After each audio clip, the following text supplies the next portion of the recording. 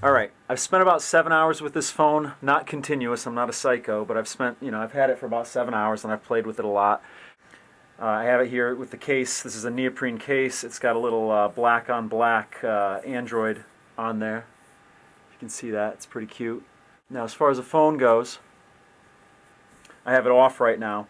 Anytime you put the battery in, the phone boots up on its own, as you might have seen in one of my previous videos. But I have it off right now, so I'm going to boot it up so you can see how long it takes to boot it up from just turning it on. So you just hit the button up on top, which is right up here.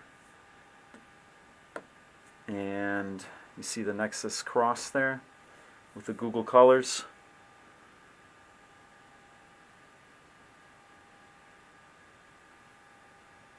And it'll take a couple seconds, as you might have noticed on my previous video. And there we go. There goes the Nexus animation.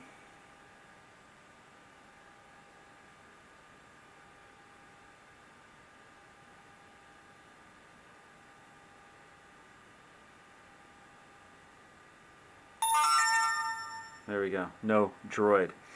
Alright, so you have an on-screen lock here. I chose to use mine because you never know who's going to get a hold of your phone. Now I set it up like I had the G1 that I used to have. I like this time widget so I can look at it and I know the date and the day of the week in case I'm curious. I've got the photo gallery here, camera here. I've got 2 emails, one for work and one personal. I got my phone, my contacts, text messaging, and my browser. I wasn't able to find, since I have T-Mobile, and I still have the friends and family, or My Faves, as they used to call it. I haven't found an app to use the My Faves on this yet, which is also interesting. If you go into the menu screen here, which is no longer a shade going up, you just hit the button down here, and you might have seen this in other videos, but all the apps just zoom in. And I've got a couple apps on here. Here's one. I've got balls of steel. Some Duke Nukem going there. But anyway, so I've got some apps here. And one of the things that was curious about this was when I went to put T-Mobile, the T-Mobile suite of apps on here, it didn't recognize this phone as a T-Mobile phone.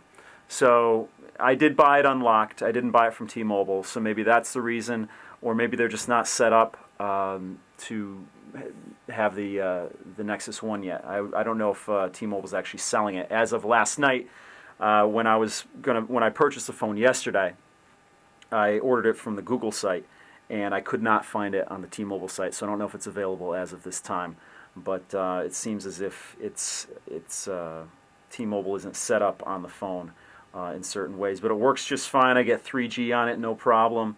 And you can use this phone on AT&T, as you might know, but you can only use it on the Edge service or Edge band. You cannot use it for 3G on AT&T. And it will be coming out for Verizon later in the spring.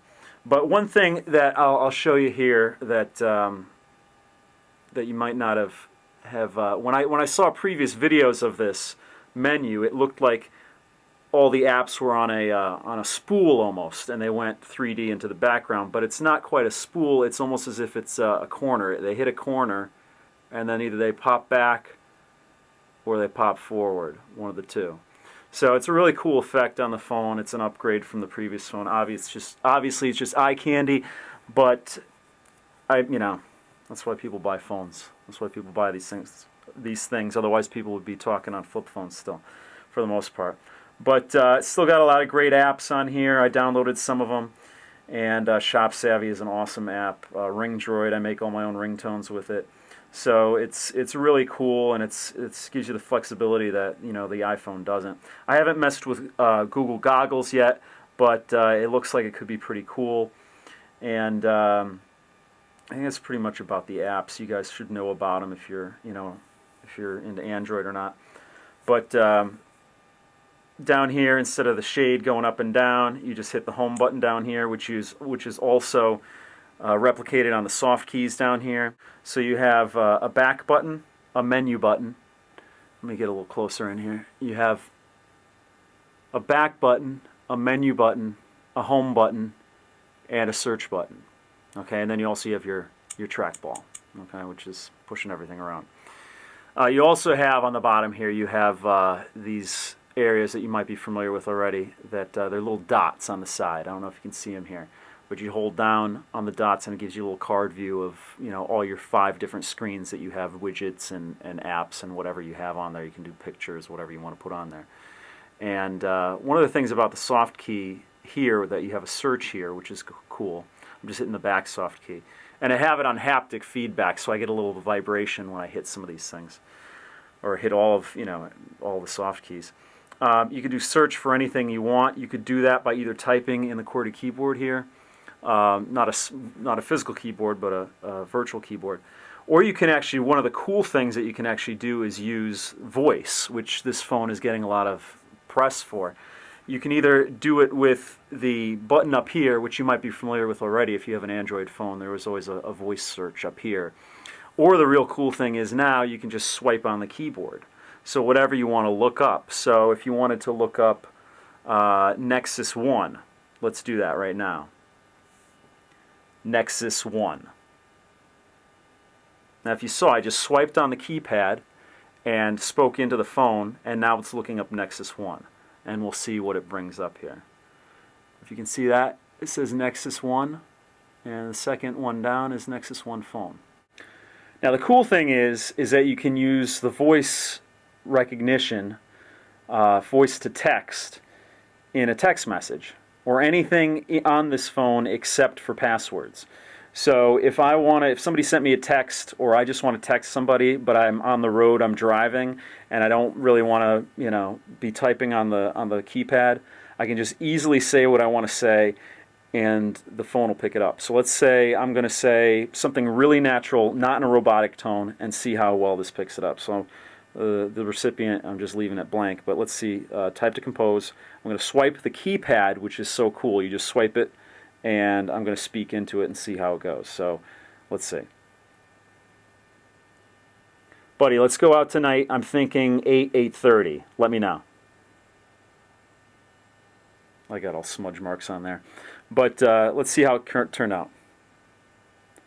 Buddy, let's go out tonight. I'm thinking 8:30. Let me know.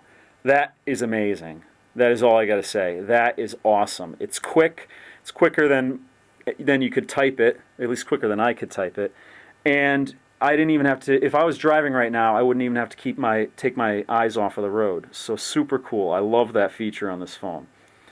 So let's bring it back to the menu. Now, one of the things that I played with a little bit on one of my previous videos, and you've probably seen and heard about, are these active wallpapers, or these live wallpapers that actually move.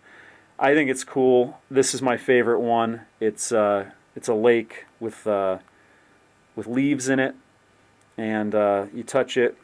I mean, it doesn't do anything, but again, it's eye candy and it's cool. So I like it. It just adds to the experience.